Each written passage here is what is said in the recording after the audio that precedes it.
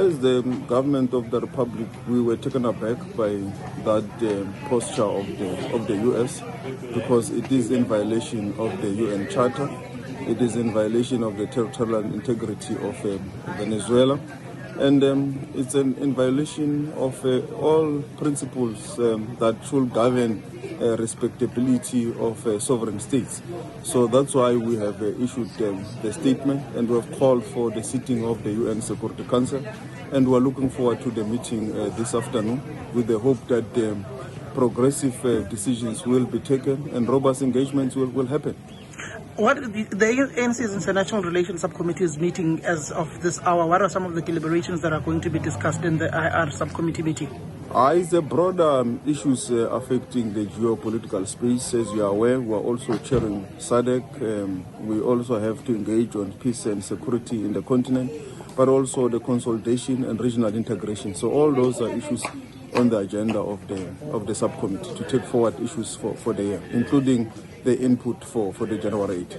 Obviously, it's unpredictable with the US, but South Africa has to continue to stand on the side of principle. International solidarity and collective action is what has brought stability to the world since the Second World War. We can't be back to the period after the First World War, where there was no rules, there was no world based on international law.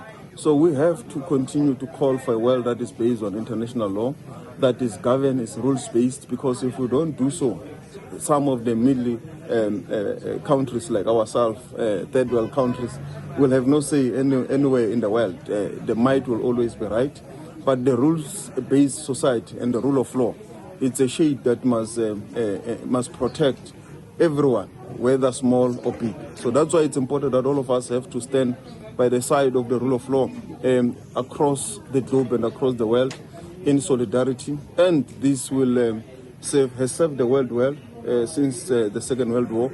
And we believe that multilateralism must continue to do so, because if we all keep quiet and do nothing, the might will always do as they please, and there will be no rule of law in the world. Do you anticipate that the UN Security Council will take a clear declaration that will be enforceable, or the veto issue will once again trample upon the rights of the Venezuelan people and the justice that must be done?